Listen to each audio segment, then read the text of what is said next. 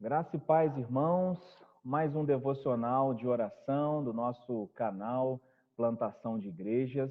Nós hoje estamos muito felizes, de poder estar aqui com o reverendo Milton César, Milton César, que é o pastor da Igreja Presbiteriana de Heliópolis, e também o diretor do IBN, o Instituto Bíblico do Norte, do qual nós somos alunos, E hoje também somos aí ovelhas, do pastor Milton nesse período aqui em Garanhuns. Então, estamos muito felizes pela disponibilidade. Pastor Milton, agradeço já, desde esse início, a sua disponibilidade em estar conosco nesse dia, podendo falar um pouquinho, sobre essas questões referentes ao IBN nesse tempo de distanciamento social e também, falar um pouco, obviamente, sobre plantação de igrejas, missões, dentro aí dessa proposta que é o Instituto Bíblico. Seja muito bem-vindo, pastor.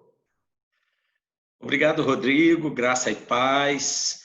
Boa tarde a todos os queridos que estejam acompanhando o teu canal nesta tarde. É um prazer muito grande estar aqui, participar e podermos compartilhar um pouco deste mesmo alvo, deste mesmo objetivo, que é missões e plantação de igreja para o reino de Deus. Então, é um prazer muito grande estar aqui contigo.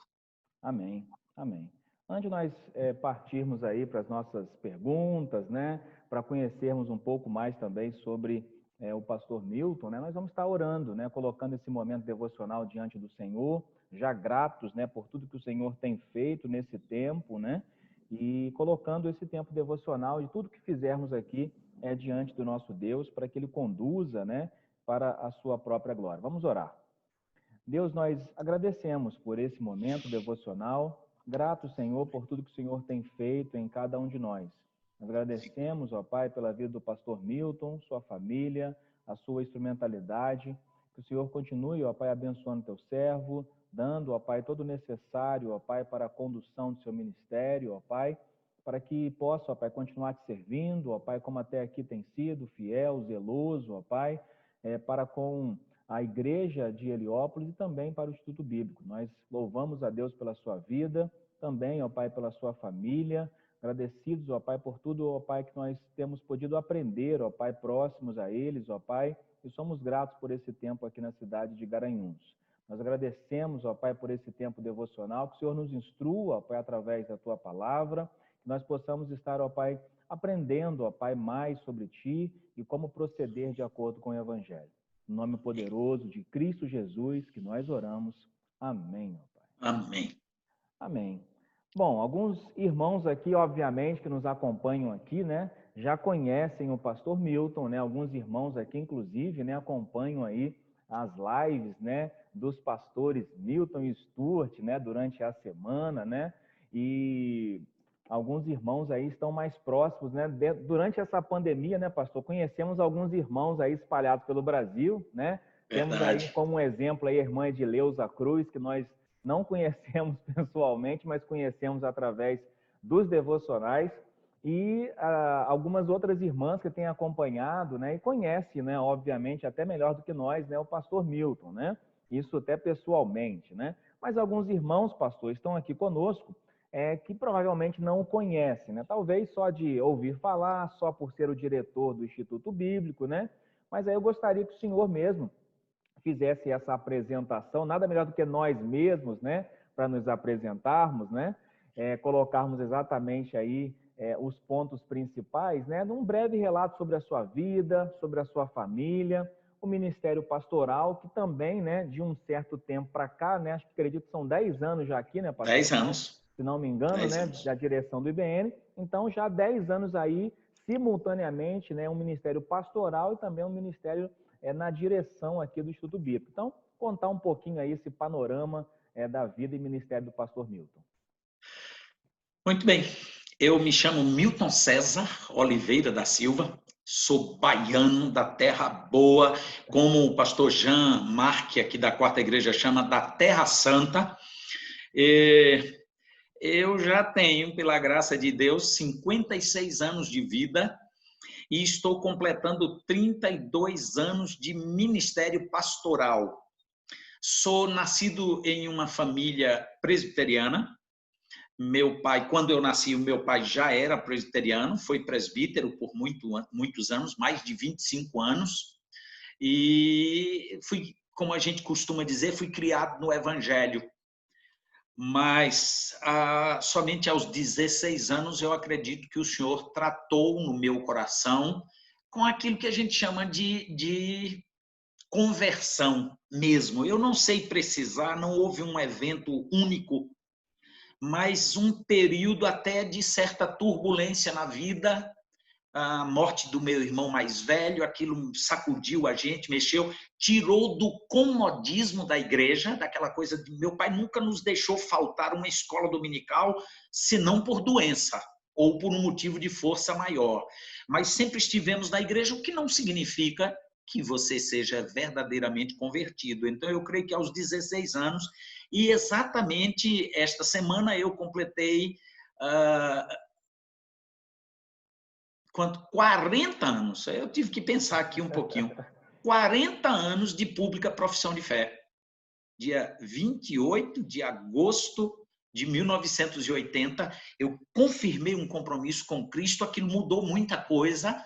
Dali em diante, eu procurei me dedicar, apesar de muita timidez, mas o Senhor tratou também com meu coração e acabou me trazendo aqui para o Instituto Bíblico 3 anos depois. Em 1983, eu estava aqui no IBN como aluno. Daqui, já fui para o seminário em Recife, o SPN, onde fizemos bacharelado em teologia, concluí na turma de 1988 e fui ordenado no dia 11 de janeiro do ano seguinte, 1989. Estamos no ministério, graças a Deus, até aí. Ainda no período de seminário, eu casei com Dona Gésia Oliveira, que também estudou aqui no IBN, fomos colegas, os 2 anos que passamos aqui no IBN, passamos juntos. Ela voltou para a Bahia, eu fui para o seminário. 2 anos depois, no meio do meu curso, nós casamos. Quando fui ordenado, eu assumi uma primeira igreja lá no meu presbitério de origem, presbitério de Campo Formoso, na Bahia. Assumi a igreja de Mairi, onde passamos 6 anos, foi o meu primeiro pastorado. Muito aprendizado, inclusive coisas que o Senhor veio usar um pouco mais à frente. Aí eu fui para uma segunda igreja, a Igreja Presbiteriana de Miguel Calmon, uma igreja com 8 congregações. Uma igreja grande na sede, uma membresia boa e com 8 congregações em povoados e zona rural. E era um pastor só, com os presbíteros dando assistência a todos aqueles campos. Deus, mais uma vez, começa a tratar com a gente com relação à plantação de igreja. E eu passei aí, naquela segunda igreja, a adquirir a visão de que plantação de igreja não é o mesmo que estabelecer congregação. Eu sou do interior da Bahia e lá eu conheci, inclusive nesta igreja de Miguel Calmon, havia uma congregação que era mais antiga do que a própria igreja organizada. E a igreja lá foi organizada em 1908, alguma coisa assim, se não me falha a memória. E aquela congregação foi fruto do trabalho dos missionários americanos numa fazenda. Houve o êxodo rural e a igreja mantinha aquela congregação sem nenhuma expectativa. Era assim, dar assistência aos poucos irmãos remanescentes que ainda estavam lá naquela zona rural. Ou seja, era uma congregação, mas daquelas que a gente ousa dizer vai ser congregação a vida toda ou vai acabar. Não havia uma expectativa de que, de fato, ela se tornasse igreja. Essa experiência fez que, quando eu fosse para a minha igreja de origem, Igreja Presbiteriana de Jacobina, que eu assumi em janeiro de 1999 e passei 12 anos lá como pastor titular daquela igreja, nós tentamos implantar essa visão de plantação de igreja, dizendo ter congregação é diferente de plantar igreja. Jacobina tinha 7 congregações, das quais 5 delas com pouca ou nenhuma perspectiva de organizar uma igreja. E tinha uma UPH, Sociedade de Homens, muito evangelizadora. O pessoal que gosta, até hoje, gosta muito de evangelizar, tem uma dinâmica de trabalho aos domingos à tarde, sempre de fazer um culto evangelístico, mas o caminho era o mesmo, ir para determinadas localidades onde não haveria qualquer expectativa de plantar igreja. Até que um dia o presidente da UPH fala comigo e diz assim: pastor, vamos abrir uma congregação em tal lugar? E eu respondi para ele: Clóvis, não abro congregação. Eu sou contra a congregação. Ele arregalou os olhos e qualquer um arregalaria sem um contexto, ouvir simplesmente essa frase, mas aí, graças a Deus, eu tive a oportunidade de explicar o meu pensamento. Eu disse assim: abrir congregação para ser congregação a vida inteira, não conte comigo, não faz parte mais da minha visão, porque agora nós vamos abrir projetos de plantação de igreja. Qual é a diferença? Uma congregação é aquele ponto de pregação que depende exclusivamente da ida dos irmãos da igreja sede. Se eles forem, tem culto. Se eles não forem, não tem culto. Até que se forme uma liderança local, sem muita expectativa de expansão do trabalho. E um projeto de plantação é quando você pensa, ora, monta uma estratégia para alcançar uma determinada cidade ou um determinado local ou um bairro da sua própria cidade, e você monta um plano de trabalho e ora a Deus pedindo um obreiro que vai se dedicar à plantação da igreja naquele local. Aí ganhamos essa experiência e na Igreja de Jacobina desenvolvemos 2 projetos de plantação de igreja em 2 cidades diferentes, geograficamente uma subindo para o sertão, outra voltando mais para o centro do estado, para mais perto da capital, mas que eram estrategicamente importantes para alcançar outras cidades. Aí a nossa experiência com plantação de igrejas se deu desta forma. Pegávamos obreiros prata da casa, mandávamos aqui para o IBN para fazer os cursos do IBN, se era alguém que já estava estabelecido lá, o CPO, que é aquele curso que é presencial no mês de julho, mas as outras atividades durante o ano à distância, então é possível fazer isso. Mandei os plantadores para cá e colocamos lá a plantação de igreja em 2 cidades da região. Uma cidade se chama Capim Grosso e a outra cidade se chama Ourolândia, lá no interior da Bahia. Então, a nossa experiência ministerial se deu desta forma, até que eu, ex-aluno, agora em 2010, recebi o convite desafiador de assumir a direção do IBN. Fomos eleitos faz exatos 10 anos, em agosto de 2010, eu fui eleito, mas assumindo definitivamente o IBN em janeiro de 2011. E estamos aqui. Estava lá do outro lado, na ponta, plantando igreja, mas agora viemos para aqui para preparar os obreiros para plantarem igreja e estamos, então, desde 2011, na direção do IBN. Muito bom a trajetória, né, pastor? Muita experiência, né?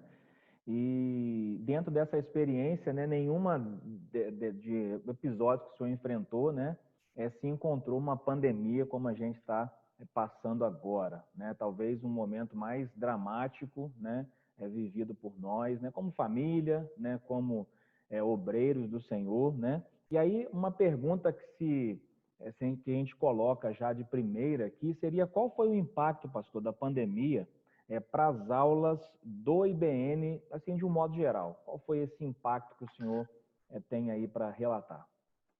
Veja, você falou bem na introdução desta última fala, a pandemia pegou todos nós despreparados, nos pegou, porque você falou bem aí, a nossa geração nunca passou por algo semelhante.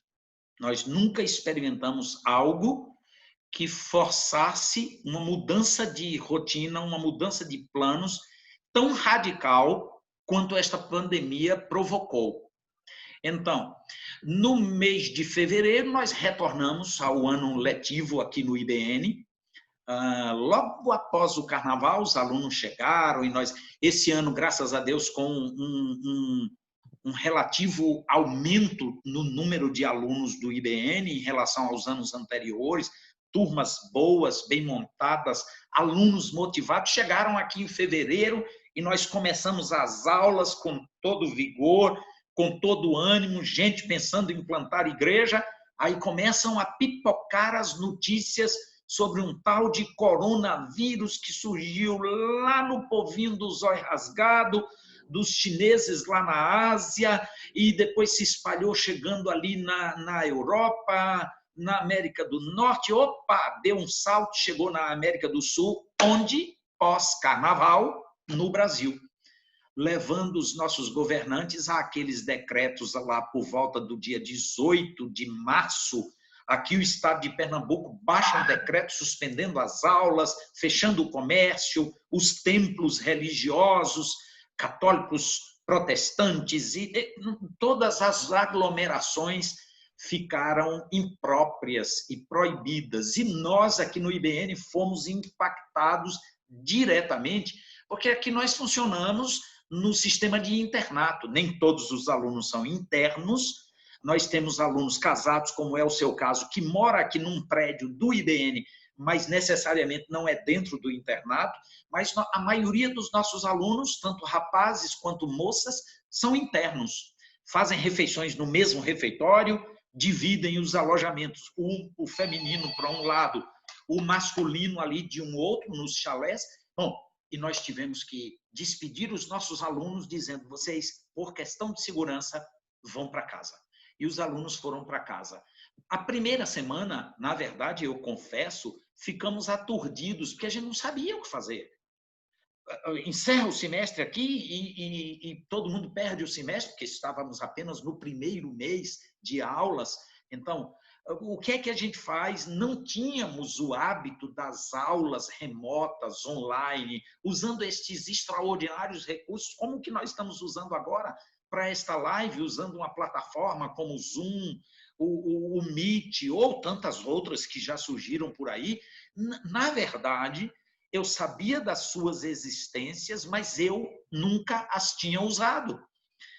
Passamos a primeira semana como se, sabe aquela luta de MMA que você leva o soco que deixa você atordoado? Pois é, mas depois você assimila o golpe e aí, após uma semana, conversamos com os professores e mandamos recados para os alunos e dissemos: nosso semestre vai continuar e nós vamos ter aulas remotas e vamos nos adaptar a esta nova metodologia, todos alimentando a expectativa de que poderíamos voltar, quem sabe, em um mês, ou uma quarentena, 40 dias distante, seria o ideal para que depois nós pudéssemos voltar. Mas qual nada, foi passando um mês, 2 meses, aí veio abril, maio, junho, julho, agosto, e nós ainda estamos assim. Encerramos o primeiro semestre online e reiniciamos o segundo semestre, agora no primeiro deste mês de agosto, da mesma forma, ainda alimentando a expectativa de que os alunos possam vir, se Deus quiser, agora no próximo mês, mas sem ainda uma confirmação exata, mas com um desejo muito grande, uma expectativa de que eles possam voltar em setembro. Muito bem. Na semana passada, nós conversávamos com um colega de Volta Redonda, que faz Instituto Bíblico, mas esse fazendo no IBEL, né? E, para nossa surpresa, nós não sabíamos até então, né, conversando com ele, e que o IBEL, no segundo e o terceiro ano, que é o caso dele, é o segundo, né, suspenderam as aulas, né? Lá não estão tendo as aulas, né, nesse formato online, né?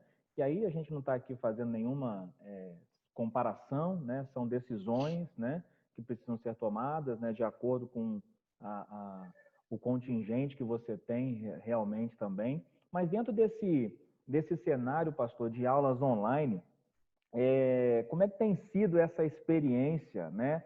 E aí, assim, eu tenho como aluno a experiência, né? Então, um viés de experiência, né? Mas como tem sido para a direção, para o corpo, né, diretivo e também para os professores esse sistema online? Como que isso tem se apresentado, né? Mais como uma oportunidade, um grande desafio ainda, as adaptações que tiveram que ser feitas por parte também da direção e dos professores. Como é que tem sido essa experiência? Veja, aquilo que no início foi transtorno, virou uma ferramenta abençoadora. No início, você como aluno, você disse que tem a experiência do lado de lá, eu tenho a experiência do lado de cá, como professor e como diretor, foi um bate-cabeça. não é? No início, muitas coisas a serem ajustadas, alguns erros cometidos, a insegurança por parte dos professores, os equívocos com relação, por exemplo, isso nós conversamos em algumas ocasiões, sobre quando o aluno está em casa e tendo aulas remotas, ele está precisando ser mais ocupado, ele está ocioso, a gente passa mais atividades, ou a gente diminui a quantidade de atividades, ou mantemos a mesma quantidade. Esse foi um dos dilemas que foi discordante no primeiro semestre. No segundo semestre, nós já nos esforçamos, reunimos os professores, dialogamos sobre isso, passamos algumas reivindicações dos alunos para que nós começássemos o segundo semestre trabalhando de forma muito semelhante a quando estávamos presencialmente. Que as atividades, as tarefas, por exemplo, de leituras de livros e entrega de trabalhos fosse similar. Não diminuir para não dar a sensação de afrouxar e dizer é aquele curso online que é um faz de conta, o professor faz de conta que dá aula, o aluno faz de conta que estuda e depois o professor aprova todo mundo, estamos ok e todo mundo vai ser feliz para sempre.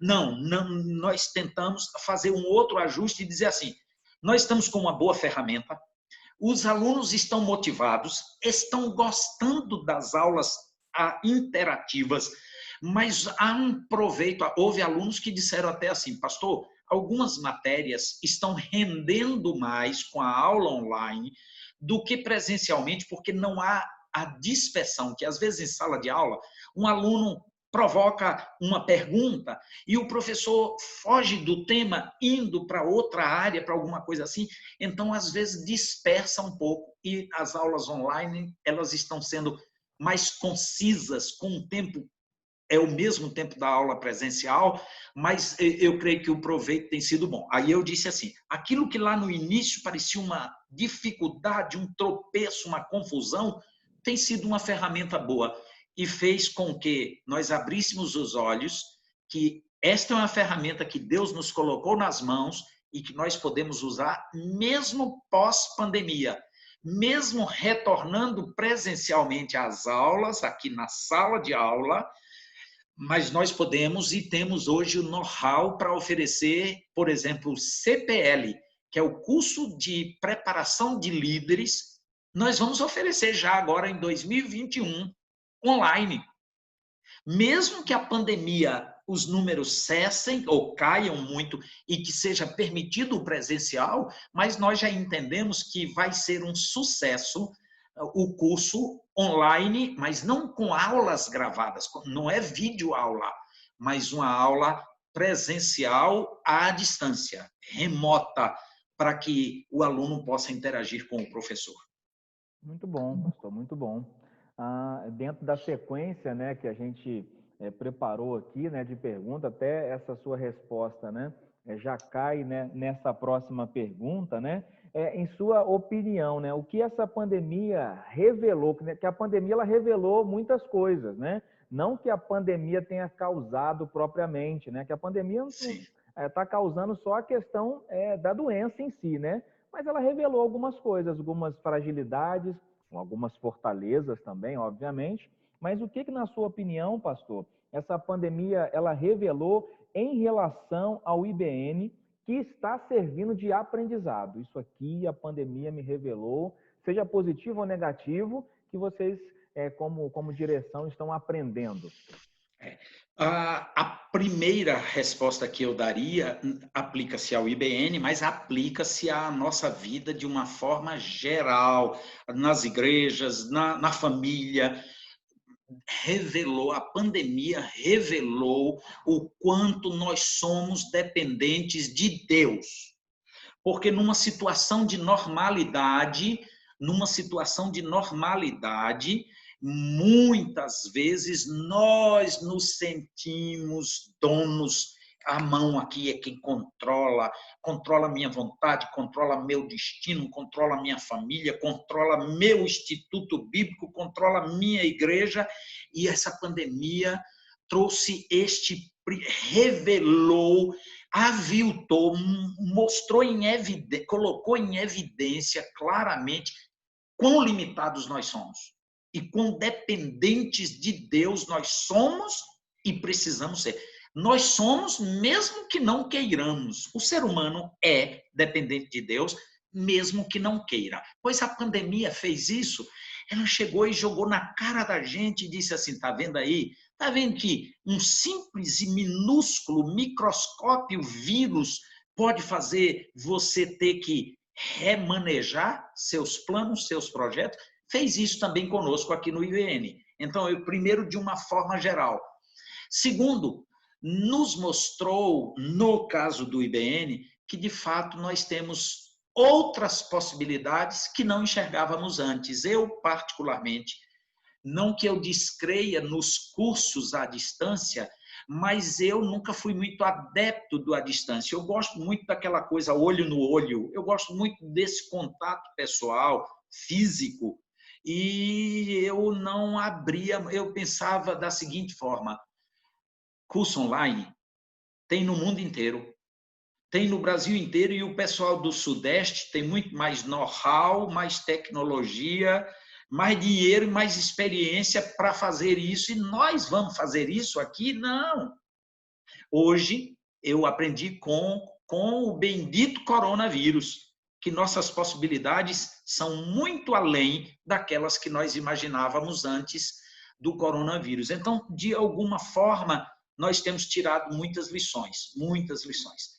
Depender mais voluntariamente de Deus, porque nós já dependemos mesmo não querendo, mas agora é a gente querer mesmo depender mais de Deus e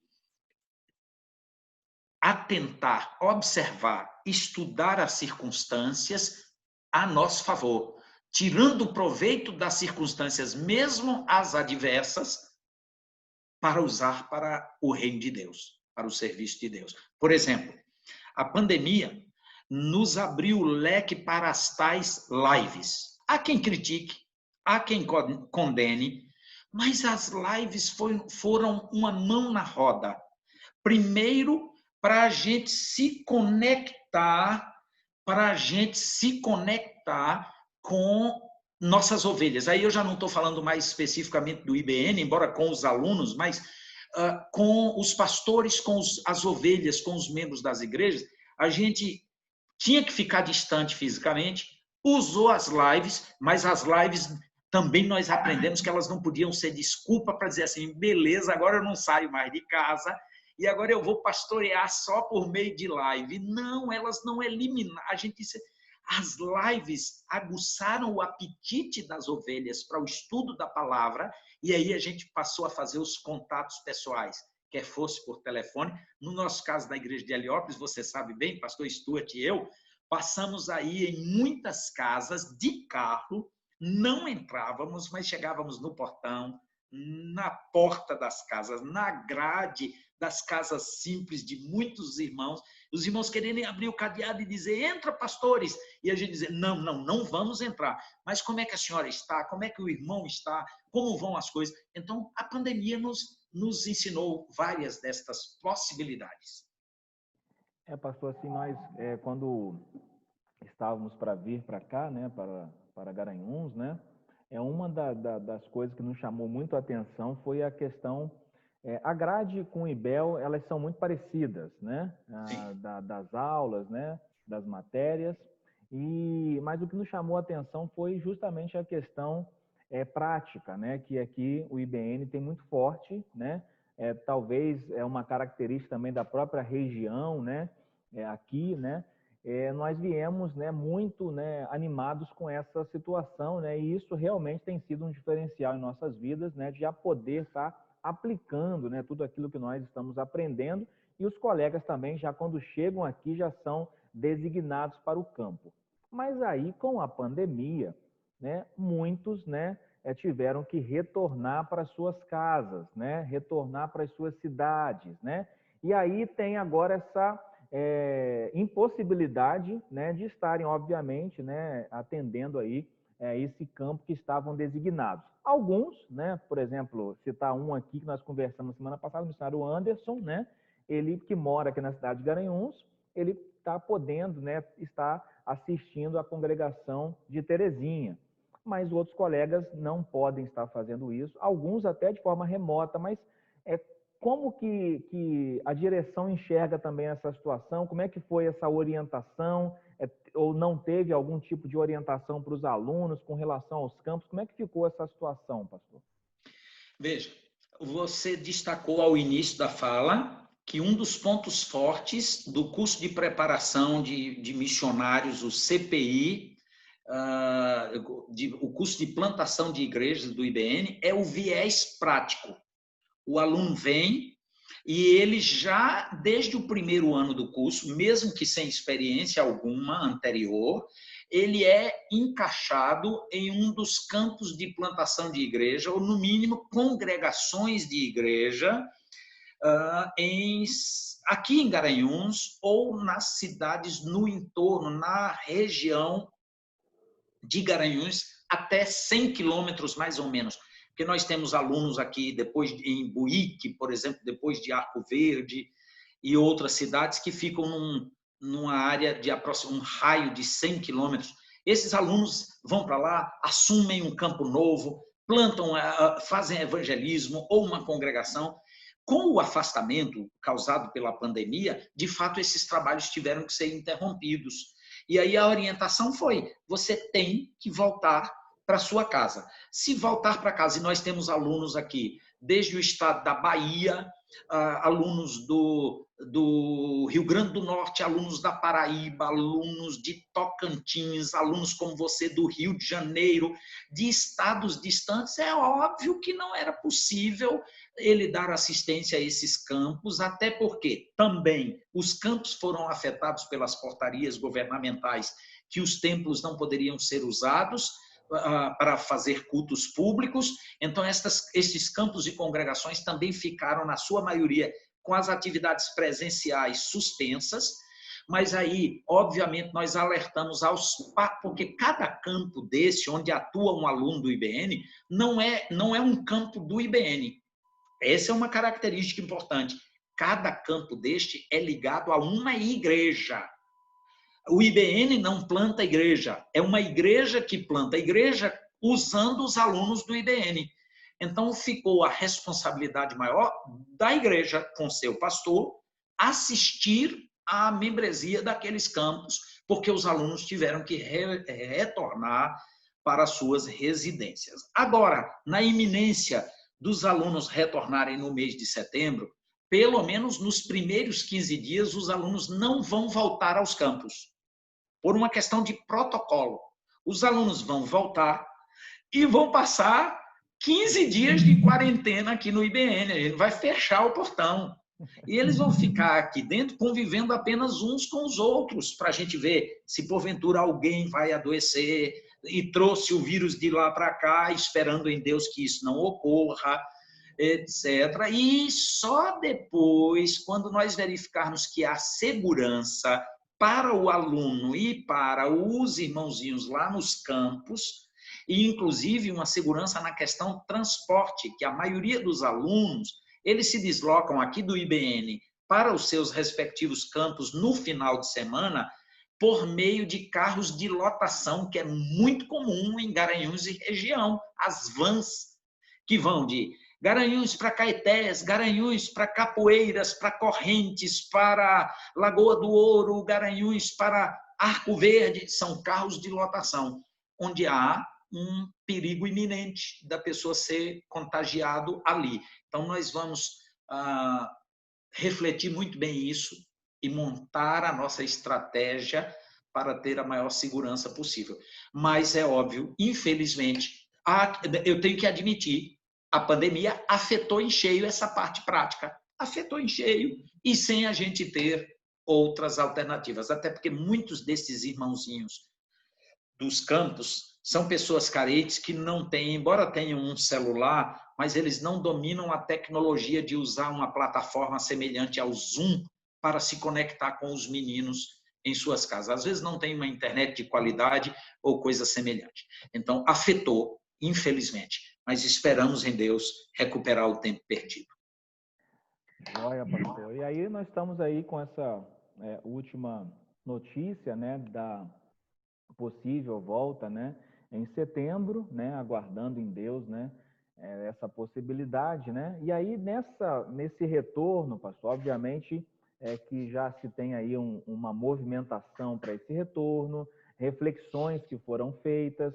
O senhor já comentou aí várias coisas que o IBN já está se organizando até para o ano que vem na questão do CPL, né? Mas diante de um aspecto geral, né? O que a pandemia ela revelou, mas a pandemia vai passar, né? Nós sabemos disso, nós cremos nisso, né? E o que o IBN precisou começar a fazer nesse tempo, que vai permanecer fazendo por enxergar como oportunidade. O senhor já comentou algumas coisas, mas quais coisas assim, olha, isso aqui a gente começou a fazer, isso aqui não volta mais.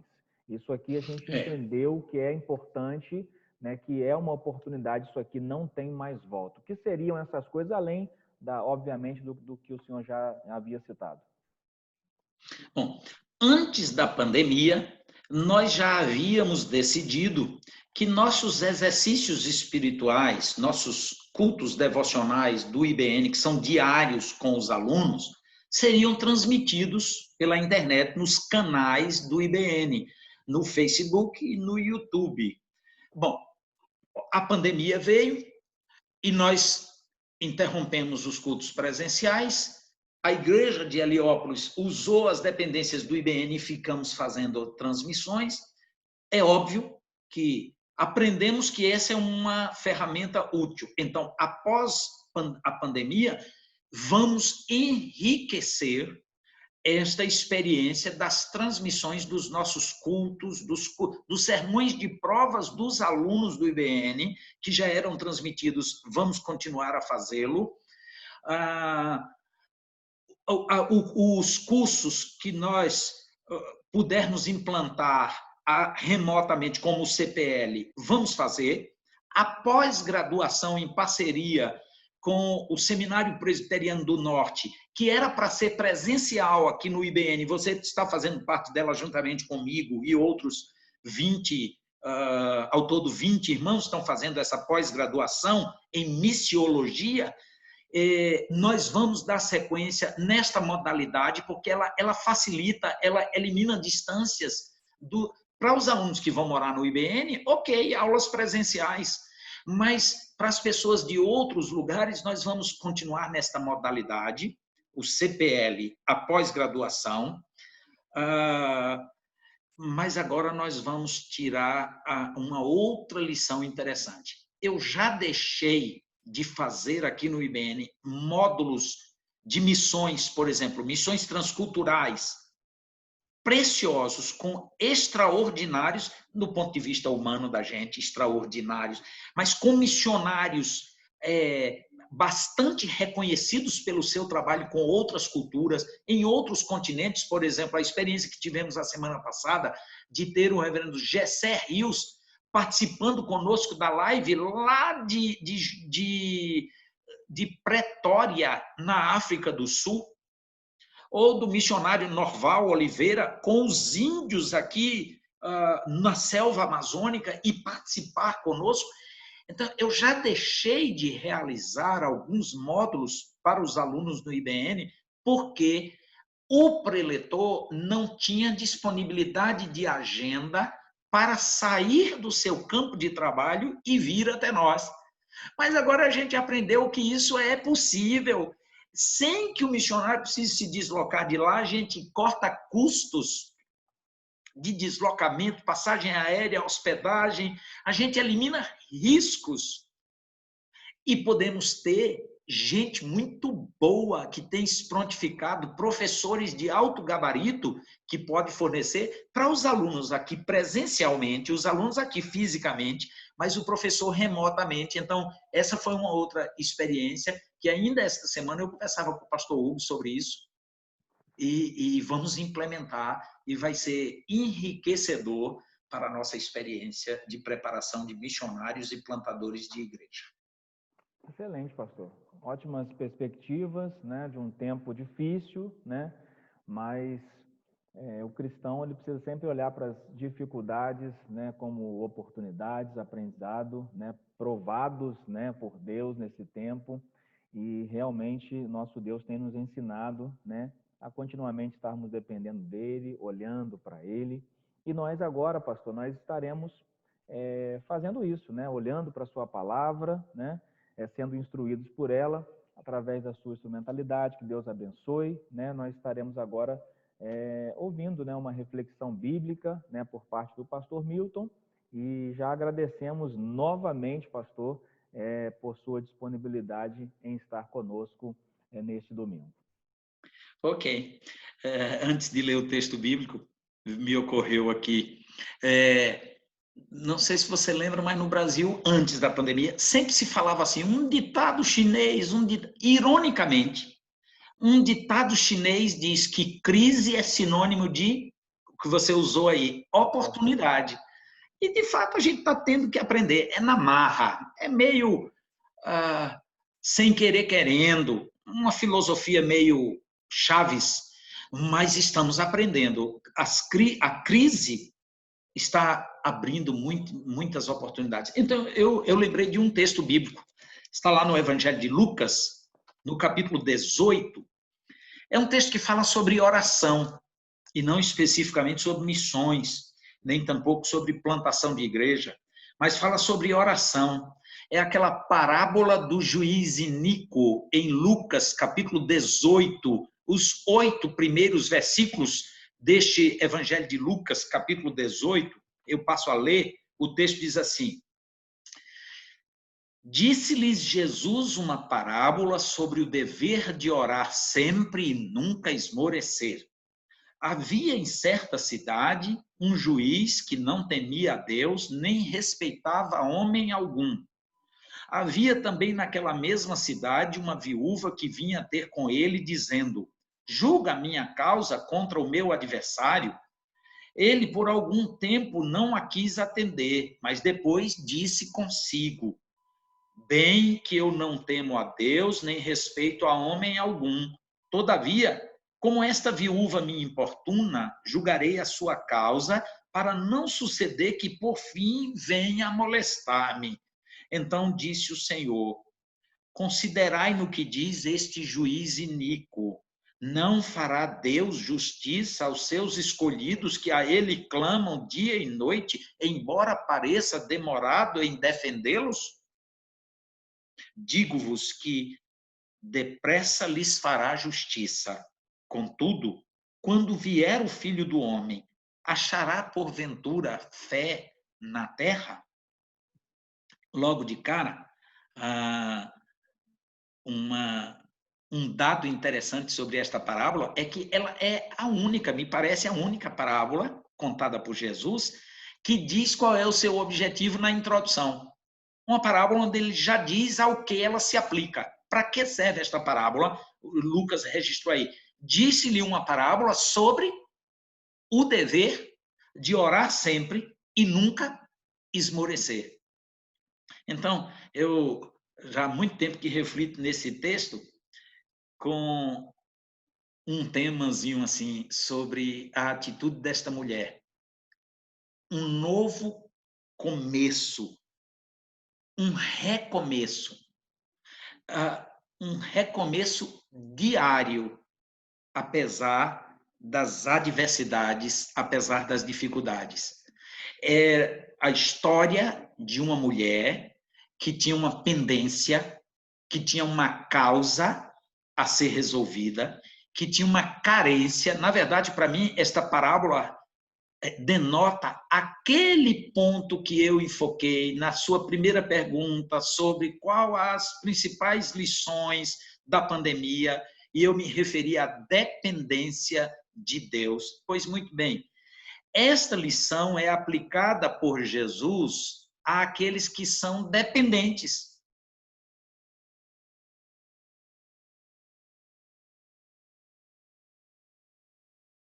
Uma pandemia tão horrível quanto esta, orar sempre e nunca esmorecer. Essa é a questão. Qual deve ser a atitude de um dependente, de alguém que se reconhece como impossibilitado de resolver seus próprios problemas. Era o caso dessa mulher que comparece diante do juiz. Tinha uma causa que ela não conseguia solução, dependia de alguém, de um terceiro, e aí vale a pena fazer também uma digressãozinha para explicar.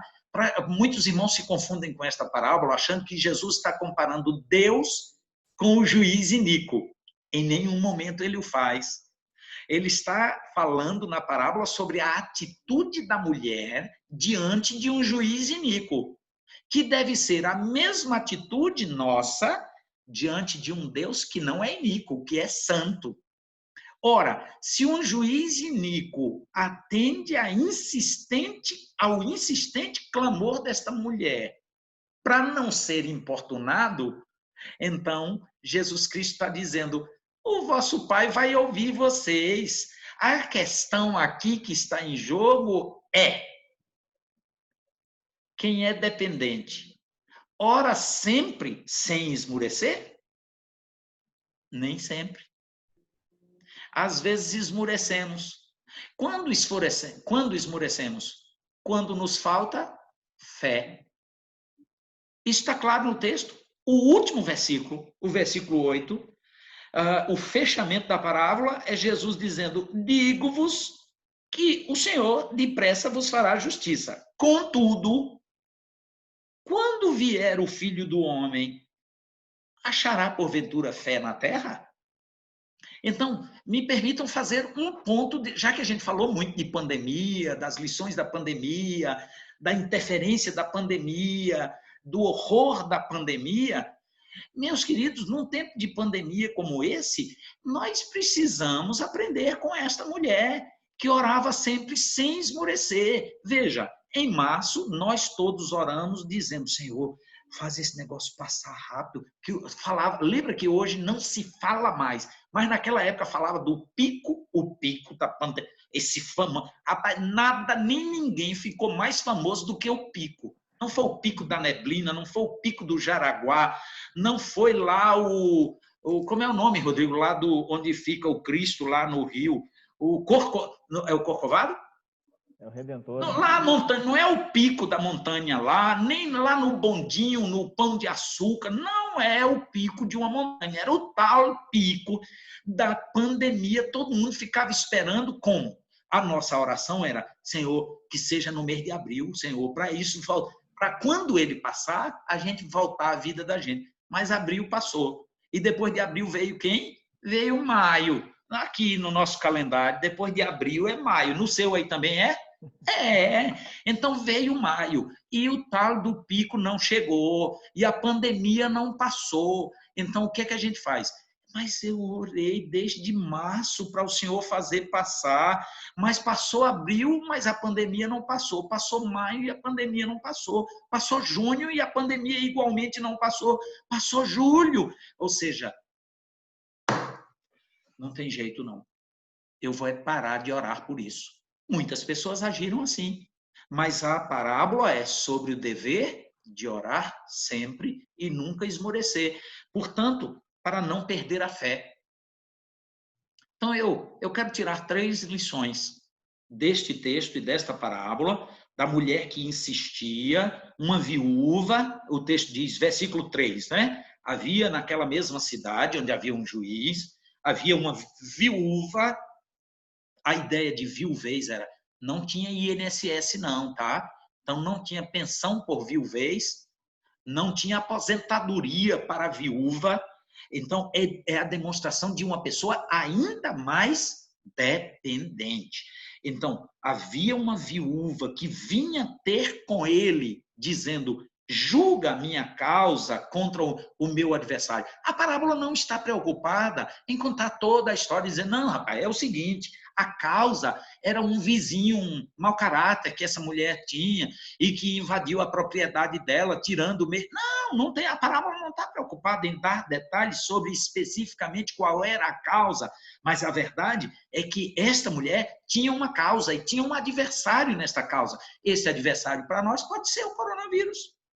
Esse adversário pode ser a pandemia, esse adversário pode ser a minha própria natureza frágil. Esse adversário pode ser um pecado que eu tenho lutado contra ele, mas com minha fragilidade não estou conseguindo me livrar dele. Esse adversário pode ser uma enfermidade.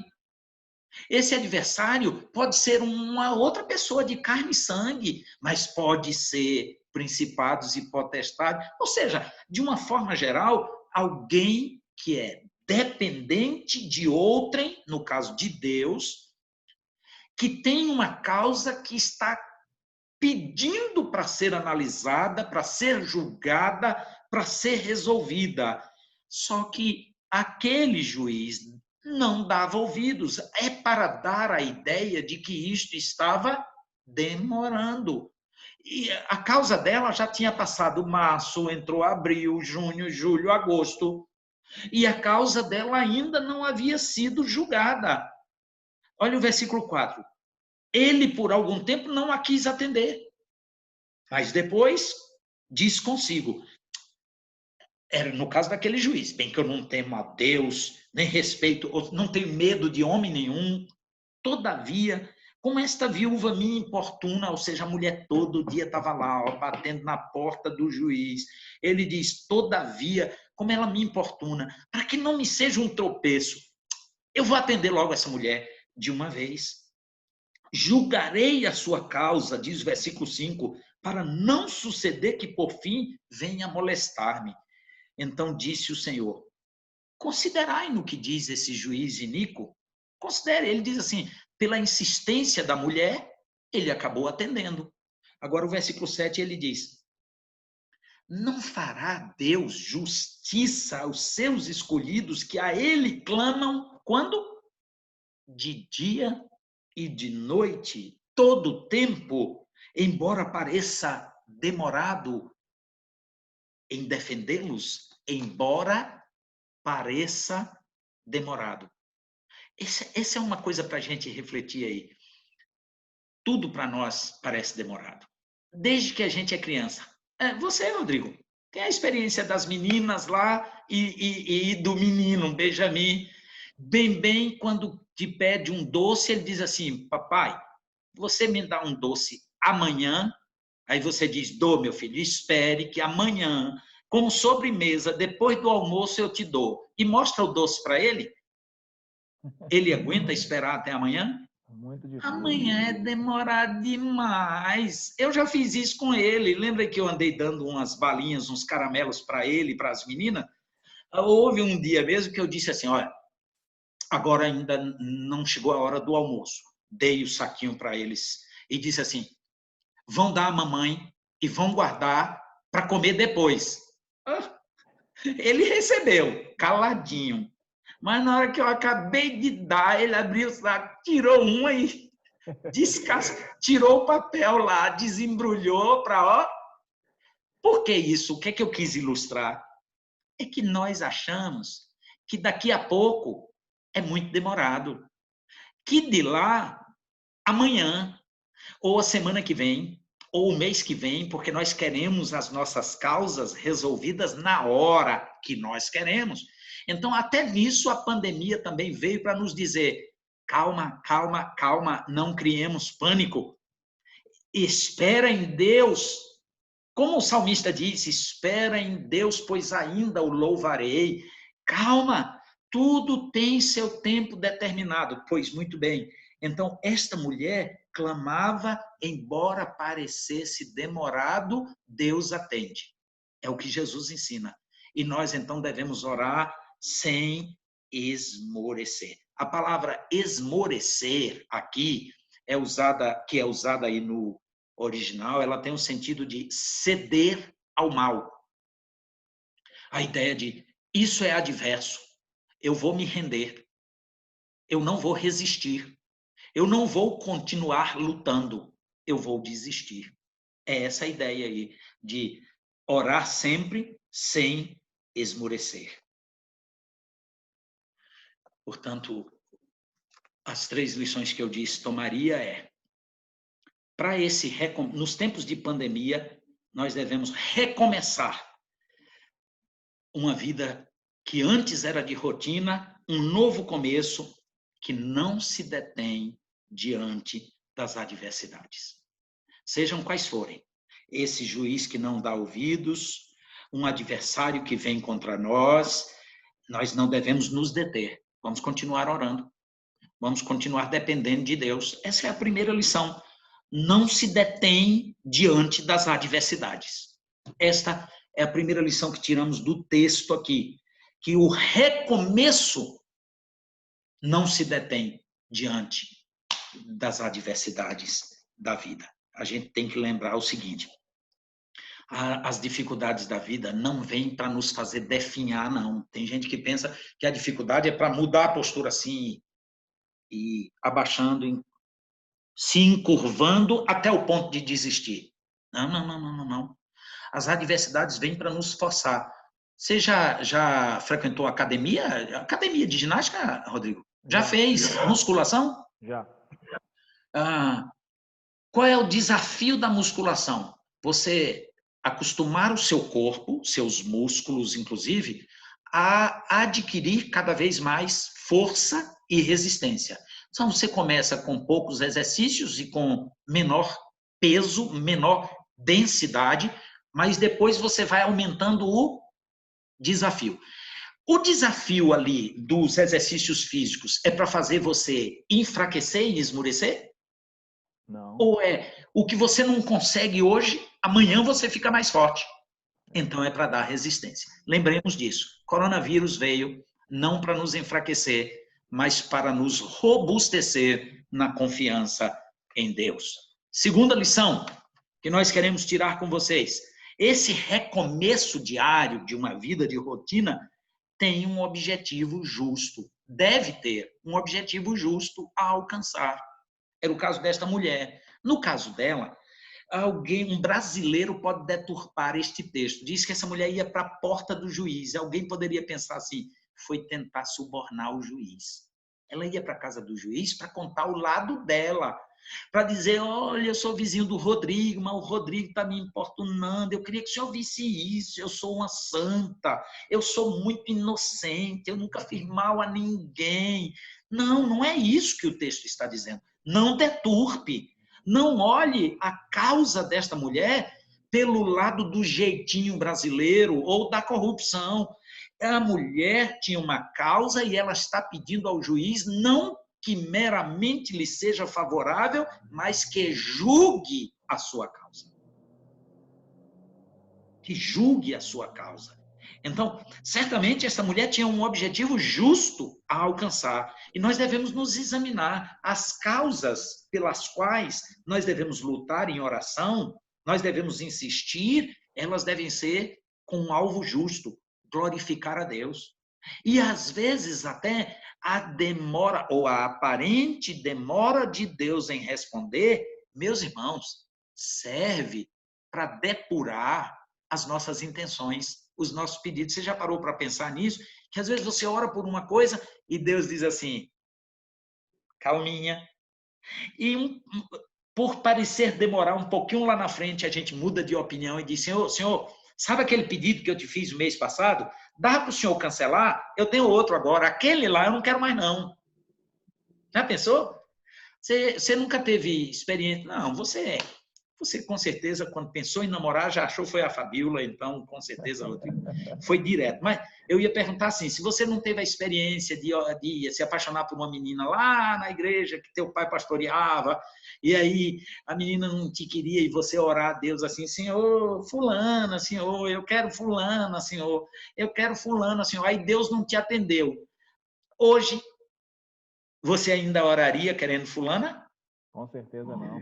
Ah, com certeza não. É claro que não. Você não vai trocar a bênção que Deus te deu agora. Mas naquela época, quem sabe você ficou chateado. Mas, Senhor, eu, filho de pastor, eu sou crente, Senhor, e eu estou pedindo lá pela Maria, mas o Senhor não quer me dar a Maria. E ficou até aborrecido com Deus. Mas depurou, o tempo passou e Deus te abriu os olhos que tinha a coisa certa, na verdade, a pessoa certa para você. Então, esse recomeço deve ter um alvo justo a alcançar diante do nosso Deus. E a terceira e última lição que quero trazer é que esse recomeço diário, em oração e confiança diante de Deus, orando sempre e nunca esmorecendo, remove barreiras consideradas intransponíveis. Aquelas coisas que diante de nós parecem ser enormes, grandes, não dá, não consigo, jamais vai dar certo. O Senhor remove barreiras intransponíveis. Você sabe, Rodrigo, que eu tinha... Minha história de vida trouxe alguns traumas da minha infância. Por exemplo, eu perdi minha mãe quando eu tinha 6 anos de idade, num acidente de carro. Foi a gente criado sem mãe. Meu pai foi uma maravilha, meu pai, mas era um homem de fato muito simples. Meu pai casou segunda vez, não fui maltratado, mas não recebi, por exemplo, carinho de mãe. Eu desenvolvi uma síndrome, a síndrome do patinho feio. Eu sou inferior, eu sou mais feio, eu não consigo. Isso aí jamais vai acontecer comigo. Não dá, não adianta, não posso, não consigo. Aquela coisa do... aqui no Nordeste, você é carioca, e aí não... Você conhece a tal da galinha da Angola? Conheço. Na Bahia nós chamamos popularmente de saqué. E lá nós costumamos dizer que aquela galinha da Angola, o canto dela é sofraco, sofraco, sofraco, sofraco, sofraco. Então, eu adquiri esta síndrome até os 16 anos, quando eu disse que Deus mudou minha vida, tratou minha vida. Foi uma fase que eu li bastante, li muitos livros evangélicos, mas li livros muito de testemunhos. E cada vez que eu lia esses testemunhos, por exemplo, David Wilkerson, em como é? A Cruz e o Punhal, lá nos Estados Unidos. Ou outros, Por Esta Cruz Te Matarei. O Bruce Olsen, um missionário que veio aqui para a selva amazônica, no lado, acho que venezuelano. Quando eu li livros assim de homens que foram tremendamente usados por Deus, eu fui muito edificado, mas sabe qual era a minha sensação? Isso é grande demais para mim. Jamais Deus vai me usar desse jeito. Eu não sou capaz. Sabe por quê? Porque eu pensava que a força tinha que ser minha. Até quando Deus, sem que eu quisesse, eu nunca quis ser pastor, de repente Deus me colocou no IBN estudando, abrindo minha visão, depois num seminário, depois no pastorado, depois na direção do IBN, e não sou um David Wilkerson de jeito nenhum, não chego nem aos pés, mas percebi que Deus remove barreiras intransponíveis. Aquelas que nossos olhozinhos fracos dizem, mas essa pandemia não vai passar mais nunca, não, rapaz. A gente pode desistir dos planos, porque não adianta nada. O recomeço diário desta vida de rotina remove barreiras consideradas intransponíveis. Então, as 3 lições para eu concluir. O recomeço diário não se detém diante das adversidades, tem um objetivo justo a alcançar e remove barreiras consideradas intransponíveis. Não deixe de orar. No tempo da pandemia e depois da pandemia, ore muito mais para que Deus rompa com todas as dificuldades e nos faça glorificar o nome dele em todas as coisas. Pois que Deus muito nos abençoe. Abençoe você que está em casa assistindo a este momento de oração. Amém, pastor. Uma bênção, né? E essa instrução, né, da oração, né, de não desistirmos, né, não desanimarmos, não esmorecermos, né, traz realmente nesse momento em que vivemos, né, para que nós continuemos, né? De fato, enquanto estava falando, né, me veio a memória realmente. A gente orou muito, né, pelo fim da pandemia, né, por esse pico, né? E hoje talvez a gente veja menos essas expressões, né, de orar pelo fim da pandemia, né? Parece que a gente está meio se acostumando a viver nesse tempo, né? Que não devemos também. Obviamente devemos ter aí as oportunidades de transpor, né? Mas Devemos continuar, obviamente, orando, né? Tem muitos desafios que isso tem trago, né? E muitos desdobramentos ainda que pós-pandemia sofreremos, né? Então, quanto antes ela terminar, menos, né, os efeitos que ela poderá causar. Pastor, nós agradecemos e para nós estarmos encerrando, né, esse devocional, pedindo que o Senhor esteja orando, né? Justamente por esse momento que estamos enfrentando, por essa pandemia, né? Para que o Senhor, né, com a sua misericórdia, cesse, pedindo também pelas famílias, né, dos irmãos que estão aqui agora nos acompanhando, né? Lembrando aos irmãos, né, que hoje, né, esse devocional nós não estamos ao vivo, né? Nós estamos com um devocional gravado, né? Mas a mesma graça, né, que estou aqui agora gravando com o pastor, é a mesma graça que os irmãos estão recebendo agora no domingo, né? E nós estaremos orando, né? O pastor vai estar orando pela sua vida também, pela sua família e também, pastor, pedindo pelos professores, pelos alunos, né, do IBN, também do IBEL, né, dos seminários de um modo geral também, né, o SPN, o JMC, os outros seminários também ao redor do Brasil, da IPB e também de outras instituições também, da Batista, da Metodista, também que estão tendo dificuldades, fazendo dos modos possíveis, né, nesse tempo, mas que o Senhor continue dando graça, entendimento, discernimento para esse tempo tão difícil que a gente enfrenta. Oremos. Pai querido, nosso Deus bendito, nosso Pai amado, nós adoramos ao Senhor. Bendizemos o teu santo nome. Reconhecemos e expressamos com os nossos lábios, ó Deus, quão confiantes nós somos em ti, por conhecer que tu és o único Deus, Deus soberano, que nunca perdeu o controle da situação, que está sentado no teu trono e governa todas as coisas nos céus e na terra.